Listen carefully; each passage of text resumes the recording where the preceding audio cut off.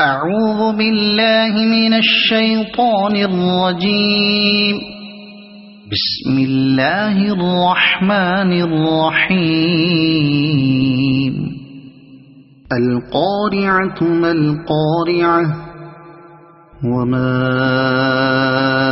أدراك ما القارعة يوم يكون الناس كالفراش المبثوث وتكون الجبال كالعهن المنفوش فأما من ثقلت موازينه فهو في عيشة راضية وأما من خفت موازينه فأمه هاوية وما